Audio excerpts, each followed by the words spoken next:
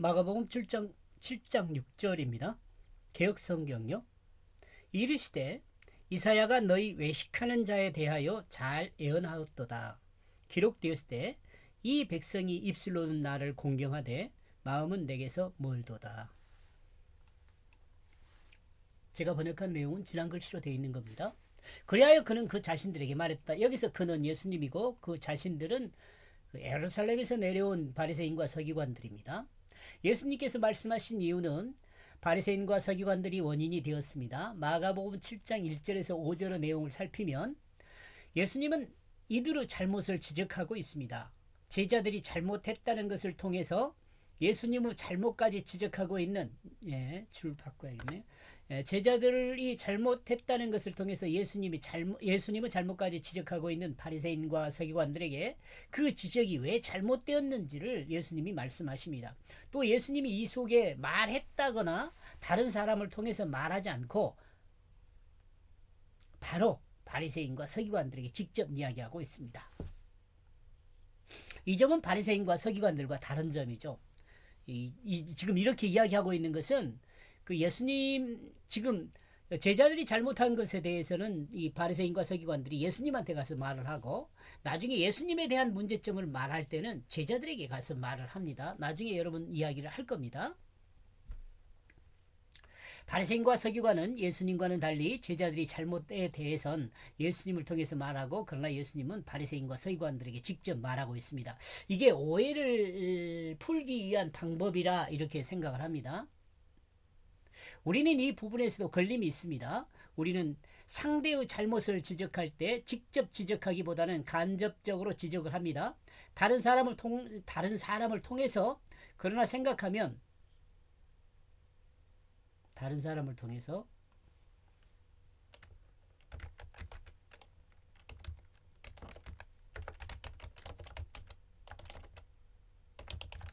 그러나 생각하면 이런 경우는 오해를 유발하여 더 큰 문제를 일으킨 경우들이 많습니다. 그러죠? 누가 그러는데 이렇게 말을 하는 것을 들으면 오해하기 쉽잖아요.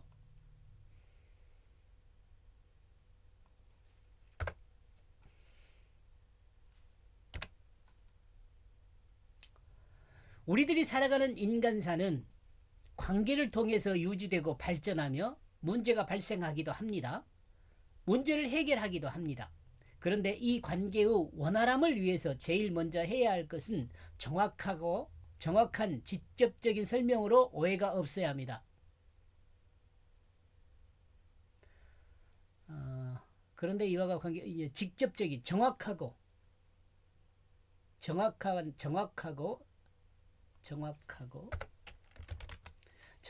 직접적인 설명으로 오해가 없어야 합니다. 오해를 없게 해야 합니다. 그러죠?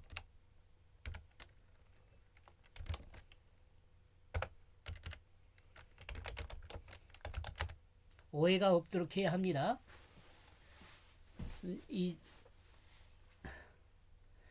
상대편을 이해하면은 문제가 될 것이 없거든요.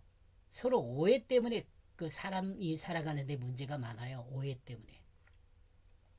만약 정확한 해석을 할 수 있을 때는 그 해석을 보류함과 동시에 판단 또는 없을 때는이네요. 만약 정확한 해석을 할 수 없을 때는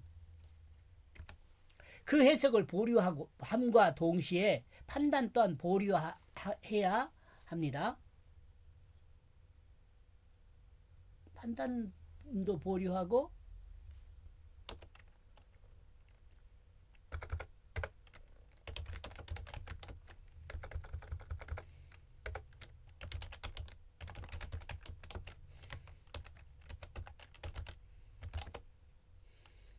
말하는 것도 보류해야겠죠. 판단만 보류할 것이 아니라.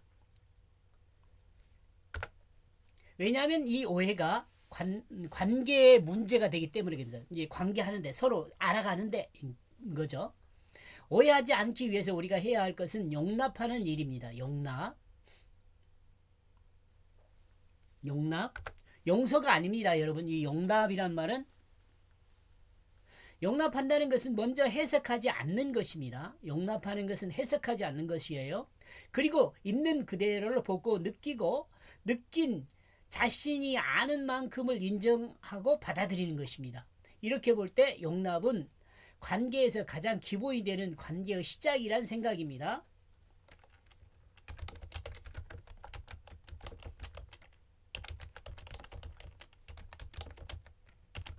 용서가 아닙니다. 이 용납은 용서가 아닙니다, 여러분. 있음을 인정하는 것입니다.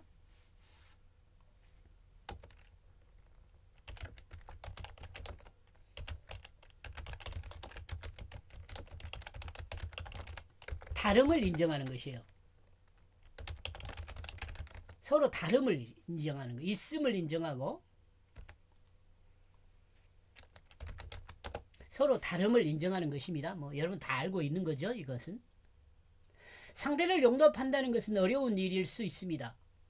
그러나 인간과 인간의 관계에서 가장 기본이 되는 것이 용납이라는 것을 생각할 때 이 어려움은 극복되어야 하고 극복해야 합니다. 공감하십니까?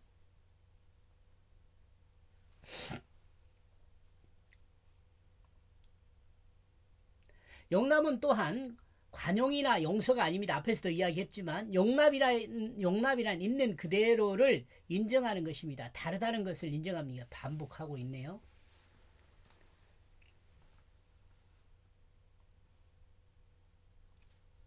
지워버리고요. 예. 위에서 말한 바와 같이 우리는 상대에게 직접적으로 말하되 상대가 나와 같지 않다는 것을 인정하고 상대의 입장을 배려하는 것이 바른 관계의 출발점이라고 봅니다. 출발점이 맞네요. 있는 그대로를 인정하고 있는 그대로를 인정하는 것이 출발점이죠. 똑같은 말입니다. 상대의 입장을 배려하는 것이 있는 그대로를 인정하는 거죠.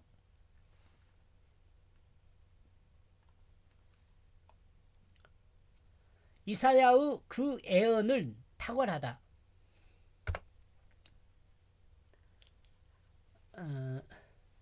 이사야서 29장 13절을 지적하는 내용입니다. 13절. 이사야의 애언을 예수님은 위 선지자에 대한 애언으로 위에서 말하는 그런 겁니다. 위 선지자에 대한 애언으로 해석했습니다.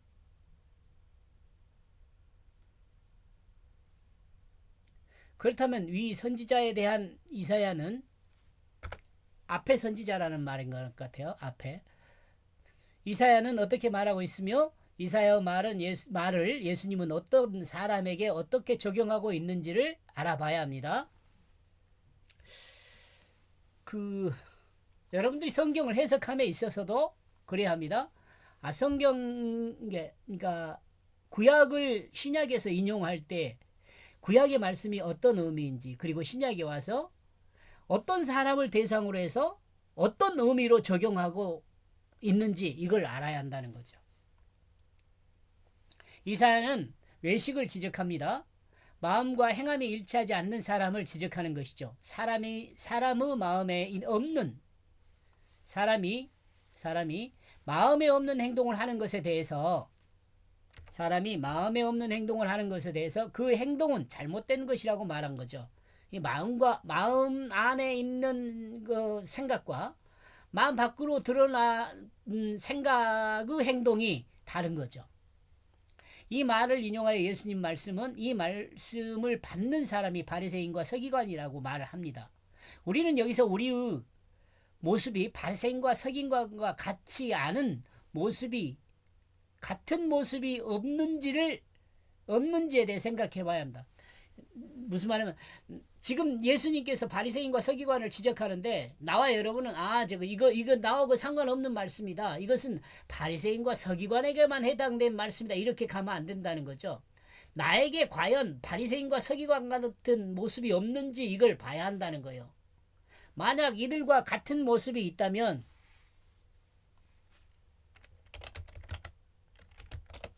만약 우리에게 이들과 같은 모습이 있다면 예수님은 현재 우리에게도 꼭 같은 말씀을 하고 있다는 것을 알아야 합니다. 아멘이죠. 외식은 마음의 생각과 행동이 다른 것을 말합니다. 외식은 연기를 말합니다. 연기. 연기. 연기가 연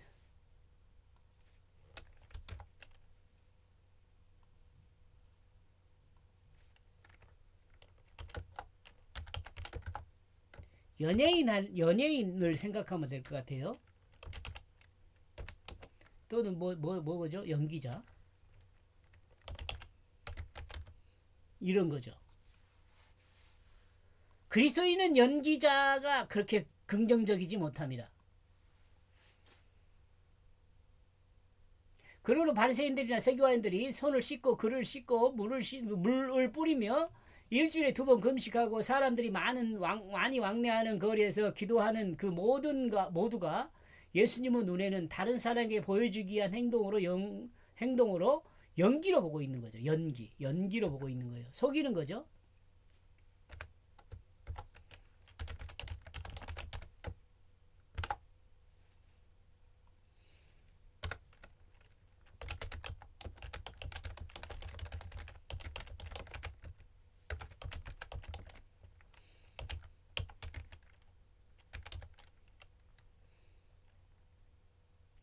이런 점에서 그리스도인의 직업이 연기자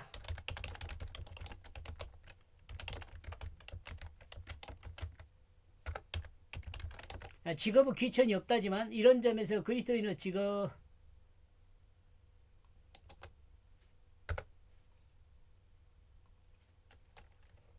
연기자라는 것은 좋은 직업이 아닙니다. 제 생각이에요. 여러분 다르게 생각할 수 있어요.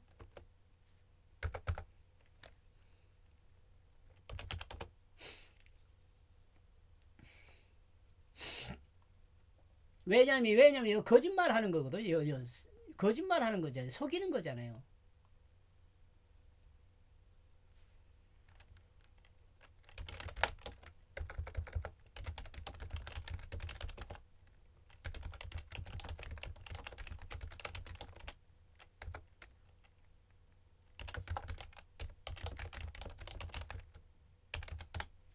그리고 그 속이는 것은 거짓으로 예술이 될 수 없다고 생각. 순수 예술이 될 수 없어요.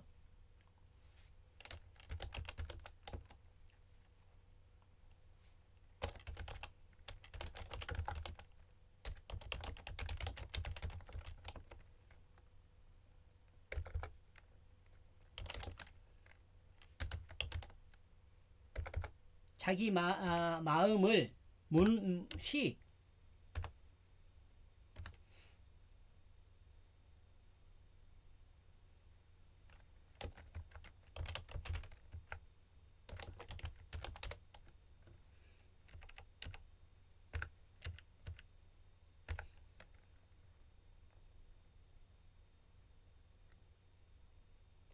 눈으로 보고 듣고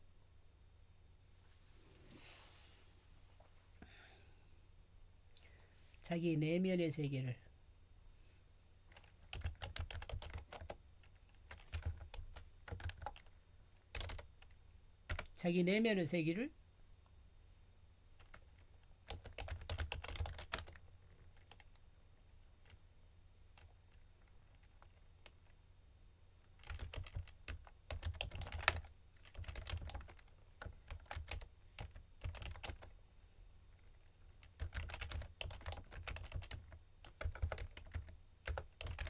저는 이렇게 생각합니다. 짧은 생각으로. 순수 예술은 자기 내면의 세계를 시, 음악, 미술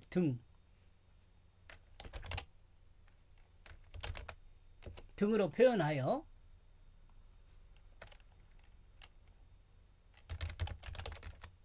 사람들과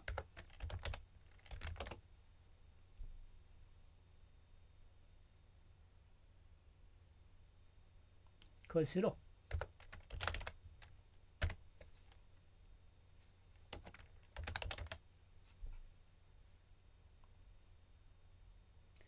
저의 짧은 생각의 정리입니다. 제 생각이니까 뭐 틀리다고 해도 제가 뭐 인정합니다. 그렇지만 그리스도인이라면 거짓에 속한 어떤 그런 것은 하지 않았으면 좋겠다. 그런 제 생각이에요.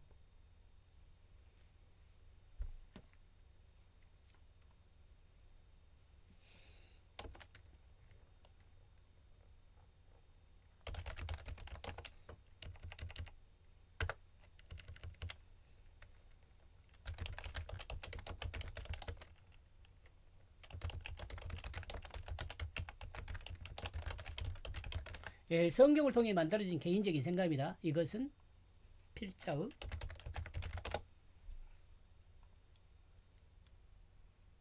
예수님은 그것이 이같이 기록되어 있기 때문이다. 예수님은 이사야가 기록한 내용에 대해서 이사야가 자의적으로 기록한 것이 아니라 수동적으로 기록하고 있다는 것을 말하고 있습니다. 이는 기록하다는 동사가 수동태를 사용하고 있다는 점에서 이렇게 생각한 겁니다. 그러므로 이사야의 예언은 이사야의 능력으로 한 것이 아니라, 자, 여러분 이런 건 늘 공감을 해야 합니다. 여러분, 이거 이사야가 썼으니까 이사야 말이다 이렇게 가면 곤란해요. 그러므로 이사야의 예언은 이사야의 능력으로 한 것이 아니라 하나님이 이사야에게 말씀하여 주셨고, 하나님이 주신 내용을 이사야가 기록하였다는 그것으로 이해하는 것이 옳은 것입니다.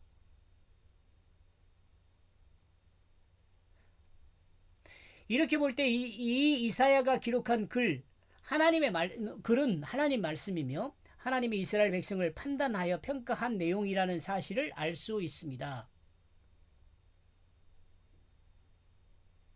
선지자의 삶은 하나님의 뜻을 이행하는 삶입니다. 선지자.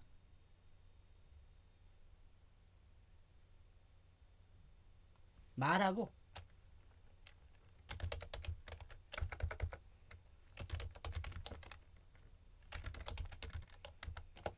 기록하며 이행하는 삶입니다. 그렇다면 우리는 어떤가? 나와 여러분 어떤가요? 나와 여러분요. 성경 말씀을 읽을 때 언제나요. 이건 누가 들을 말씀이 아니라 내가 들어야 하니까 언제나 나는 어떠한가로 늘 들어야 돼요. 우리 또한 하나님의 뜻을 행하는 삶이 되어야 한다는 생각이 되어야 하지 않겠는가? 예, 우리도 또한 똑같다는 거죠. 그리스도인은 하나님 말씀에 사용되어야 합니다. 요거 제가 페이스북에 쓰기도 했는데요.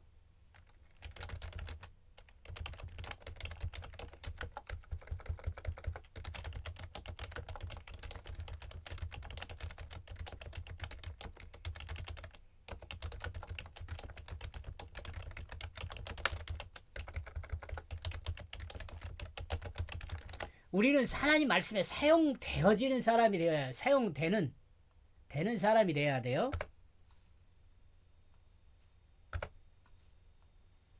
이거 이해 못하지는 않겠죠? 하나님 말씀을 사용하는 사람은 어떤 사람이냐면요. 자기의 행동이나 말을 하나님 말씀을 가지고 합리화시키려고 하는 사람이에요. 이런 사람, 특히 어떤 사람이면 성경 구절 애우고 있다가 그 애운 구절로 자기 말을 합리화시키려고 그러는 사람, 자기 삶을 합리화시키려고 그러는 사람이 하나님 말씀을 사용한 사람이에요. 근데 하나님 말씀에 사용되어지는 사람요, 하나님이 나에게 뭘 말하는 건지를 알아듣고 하나님 말씀을 따라 진실을 향하여 가는 사람이 하나님의 말씀에 사용되어지는 사람이요. 자기 그 뜻대로 행하는 것이 아니라 하나님 말씀을 뜻대로 행하는 삶을 사는 것이죠. 이 사람이 하나님 말씀에 사용되어지는 사람이에요. 이 그리스도인은요, 하나님 말씀에 사용되어지는 사람이 되어야지 하나님 말씀을 사용하는 사람이 되면 안 돼요.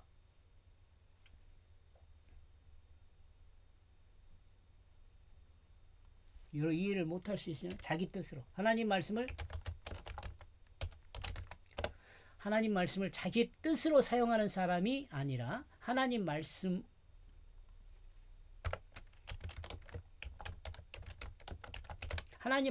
뜻을 따라 사용되는 사람이 되어야 합니다. 아멘. 이 백성이 이같이 그 입술로 나를 높이 평가하고 있다. 참으로 놀라운 말씀입니다. 하나님이 직접 이스라엘 백성과 이스라엘 백성의 입술을 지적하면서 말씀하고 있습니다. 이 백성이 그 입술로 나를 이라고 말합니다. 개역성경에는 존경하되로 번역되었으나 필자는 평가하다로 번역을 하였습니다.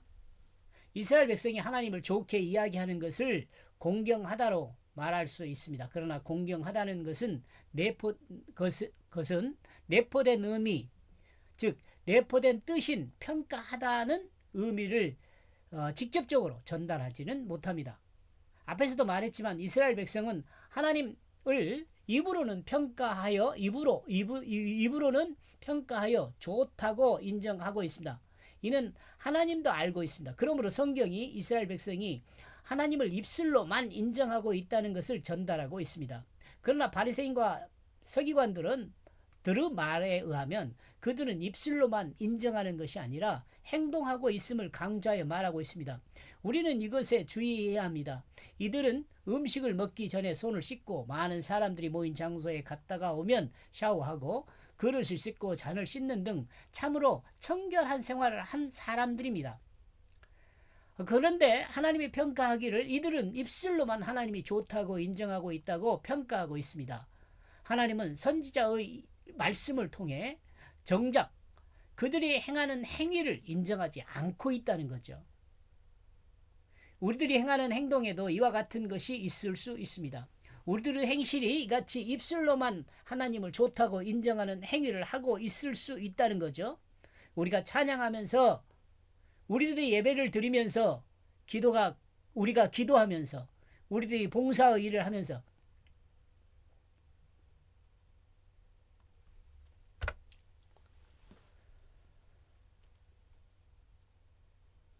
우리들이 봉사 일을 하면서 우리들이 행하는 것이 하나님이 보시기에 입술로만 하나님을 좋다고 말하는 정도로 판단될 수 있다는 거죠. 이런 부분을 생각하면서 우리는 행실의 문제점들이 무엇인지를 살펴야 합니다. 그리고 과연 그 행실에 우리의 마음이 함께 하고 있는지 돌아봐야 합니다. 이는 외식하는 유대인과 같이 자기중심의 죽음을 믿지 않는 것입니다. 않는 것이 원인입니다. 그것이 원인입니다.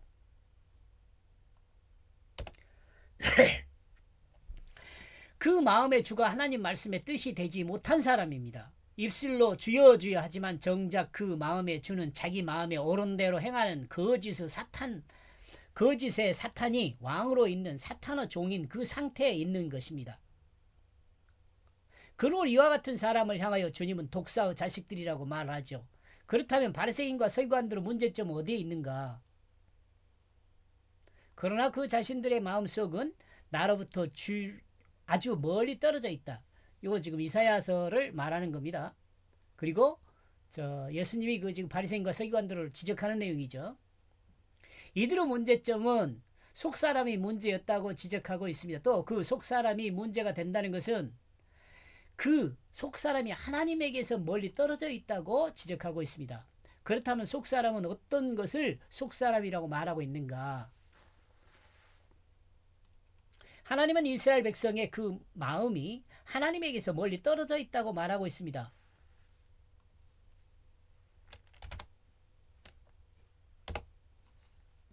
이 말씀은 마음은 없어도 행동은 마음이 있는 것처럼 할 수 있다는 말입니다.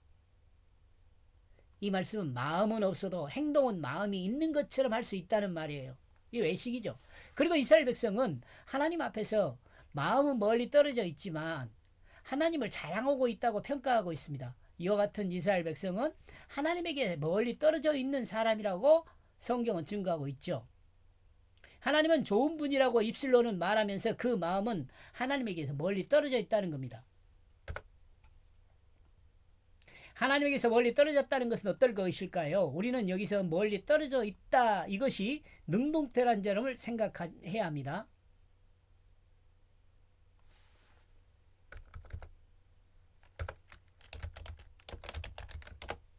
하나님에게서 멀리 떨어지는 것은 이스라엘 백성이 능동적으로 행한 것이라는 점입니다. 하나님이 멀리 있는 것이 아니라 이스라엘 백성이 하나님에게서 멀리 떨어져 나갔다는 것을 말합니다. 마음은 하나님에게서 멀리 떨어져 있으면서 하나님을 입술로는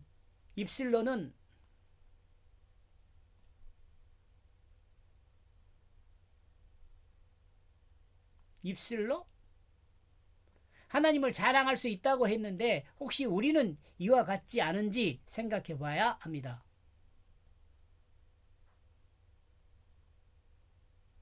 하나님, 우리는 이와 같은 것이 없는지.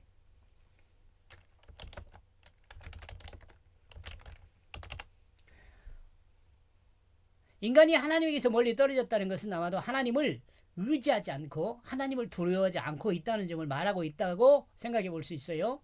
하나님을 의식하지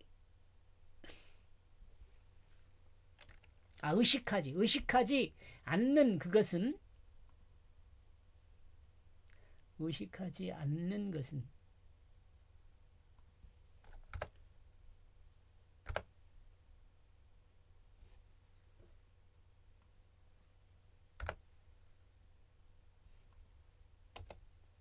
하나님을 의식하지 않는 그것은 마음이 하나님에게서 멀리 있다는 것입니다. 그러면 하나님을 의식하지 않는 마음은 누구를 의식한다는 말일까요? 하나님을 의식하지 않으면 누구를 의식하는 걸까요? 의식의 대상은 아마 우상이 되거나 인간이 된다는 생각을 해봅니다. 왜냐하면 인간의 외식은 인간을 의식하면서 나오기 때문입니다. 그렇죠? 외식이란 자체가 다른 사람에게 보여주기 위한 거예요. 나 이런 사람이야. 내 마음은 이런 마음이야 라고 보여주는 거잖아요.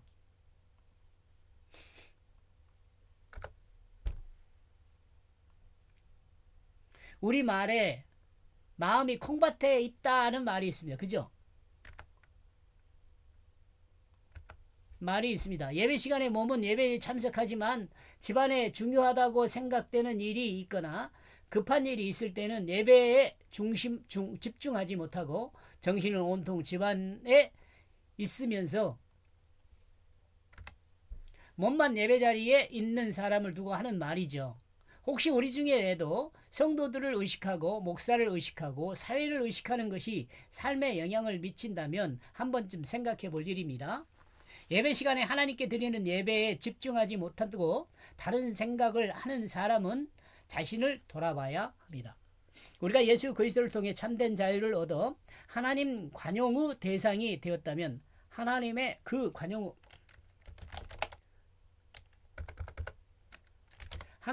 관용의 대상이 되었다면 우리가 의식하고 의지해야 할 대상은 유일한 하나님이 되어야 합니다.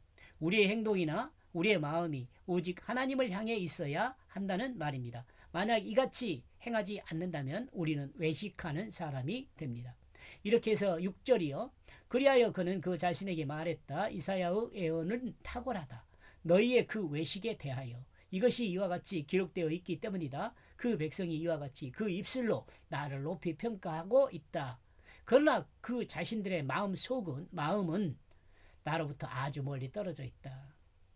예수님은 이사야의 예언을 들어 바리새인과 서기관을 외식하는 자들로 평가하고 있습니다. 여기까지 보겠습니다. 고맙습니다.